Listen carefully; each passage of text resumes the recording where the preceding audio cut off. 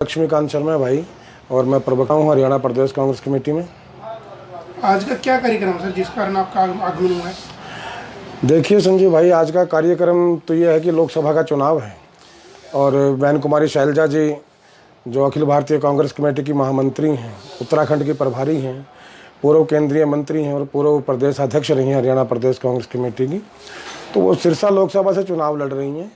और आज टोहाना हल्का के उनका कार्यक्रम है और उसी कड़ी में टोहाना विधानसभा का जो क्षेत्र है उसके चुनाव कार्यालय का उद्घाटन है।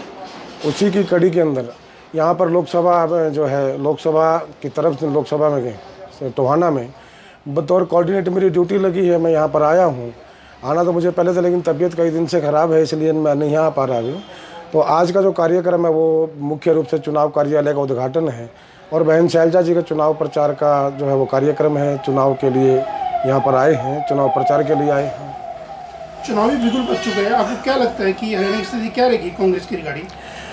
देखिए आज जो माहौल है हरियाणा का, कि जिस तरीके से मैं हरियाणा की बात करूं या प्रदेश के जो है केंद्र की बात करूं, पूरे हिंदुस्तान की बात हम कह सकते हैं, लेकिन क्योंकि हरियाणा से आते हैं तो हरियाणा से ज़्यादा ज़रूरी बन जाता है। आज पूरे देश के अंदर, प्रदेश के अंदर परिवर्तन का माहौल चल चुका है, या यूँ कहें कि नरेंद्र मोदी और भारतीय जनता पार्टी की जो ये ढकोसले थे, जो ड्रामे थे, जो तमाशा था, अब वो चीज़ें सारी दूर हो चुकी हैं। हम लोग, जनता उनको समझ चुकी है। चाहे वो 15 लाख का जुमला था, चाहे वो 2 करोड़ रोजगार का मामला था, चाहे वो रोज किसी और बात को लेकर था, चाहे वो 1 के बदले 10 सर लेकर के आने की बात थी, हर चीज़ जनता देख चुकी है।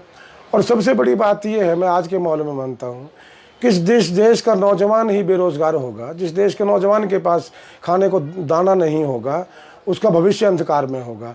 और नौजवान भी इस बात को अच्छी तरह समझ चुका है और उनके माता पिता भी इस बात को अच्छी तरह समझ चुके हैं कि आज ये जो माहौल है, आज जिस तरीके से नरेंद्र मोदी ने हिंदुस्तान को तबाही और बर्बादी के बारूद पर बिठाया है, जिस तरीके से देश के अंदर आज घटनाएं घट रही हैं, सामाजिक एकता को खंडित किया गया है, सामाजिक भाईचारे को बर्बाद किया गया है, हिंदू मुसलमान के नाम पर, जात पात के नाम पर लोगों को लड़वाने का प्रयास लगातार भारतीय जनता पार्टी और नरेंद्र मोदी जी कर रहे हैं।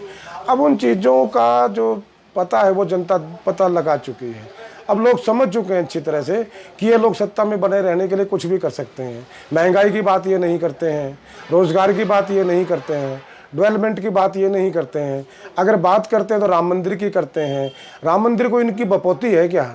मैं, पूरा हिंदुस्तान इस बात को जान चुका है कि राम हमारे आराध्य हैं, राम हमारे रोम रोम में है। और हरियाणा से आप लोग आते हैं, हम लोग आते हैं, तो हरियाणा में तो सीधी सी एक बड़ी बात है कि राम राम भाई, राम राम जी, के हाल से, राम राम राम राम गाम ठीक है भाई। तो हरियाणा की ये भाषा है।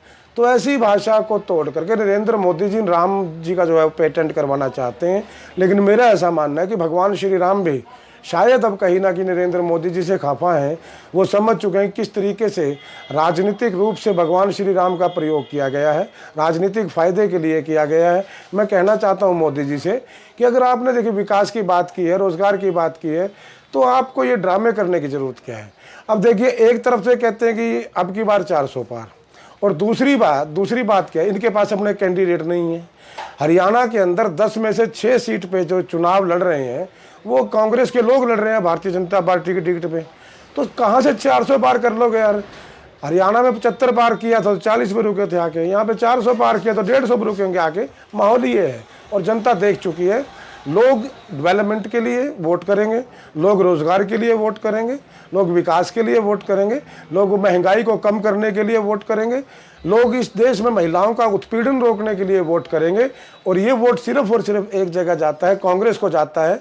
और यही वजह है कि लोगों को पुनः कांग्रेस की याद आ रही है और लोग, हर इस प्रांत का हर व्यक्ति, हिंदुस्तान का हर व्यक्ति आज कांग्रेस की तरफ एक आस के साथ, उम्मीद के साथ लगातार देख रहा है।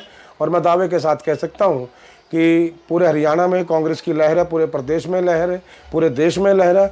और सिरसा में जहां मैं बहन कुमारी शैलजा जी के लिए आया हूं, वोट की अपील करने के लिए आया हूं, शैलजा जी की आंधी सिरसा क्षेत्र के अंदर चली है। निश्चित तौर पर सिरसा लोकसभा क्षेत्र से बहन कुमारी शैलजा भारी बहुमत से जीतने जा रही हैं और यही एक क्रांति का प्रतीक होगा। हरियाणा में परिवर्तन की बुनियाद रखी जाएगी, परिवर्तन की लहर चली है, परिवर्तन होगा, निश्चित तौर पर होगा। आप परिवर्तन कह रहे हैं कि परिवर्तन होगा, जिस प्रकार कांग्रेस में गुटबाजी है, तो परिवर्तन की क्या संभावना रहेगी? देखिए संजीव भाई, परिवर्तन का जहाँ तक मामला आता है, गुटबाजी का मामला, कहाँ गुटबाजी नहीं है और इसको गुटबाजी का नाम दें।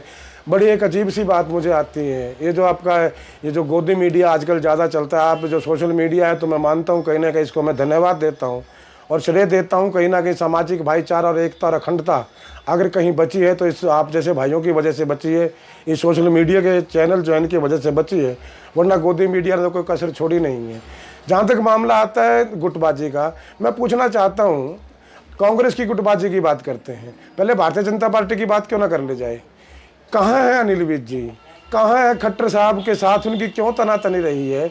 और दूसरी बात आप देख लीजिए, जब से नायब सैनी जी मुख्यमंत्री बने हैं, खट्टर साहब तो सॉरी अपना विज साहब तो कोप भवन में हैं, रामविलास शर्मा जी अलग राग चलाते हैं। केंद्र के अंदर देख लीजिए, मैं ज़्यादा दूर नहीं जाना चाहता, लोग मोदी योगी की जोड़ी की बात करते हैं। अभी योगी जी ने जो कपड़े को लेकर के, पहनावे को लेकर के जो एक टिप्पणी की है, वो टिप्पणी हर देश का हर जो वासी वो समझता है कि वो टिप्पणी किसके ऊपर की गई है। मोदी जी ने जो टिप्पणी की है राम मंदिर में जा कर के, वो सब समझते हैं किसके ऊपर है। ये वैचारिक मतभेद होता है। और कांग्रेस की जहाँ तक बात है, कांग्रेस राहुल गांधी जी के नेतृत्व में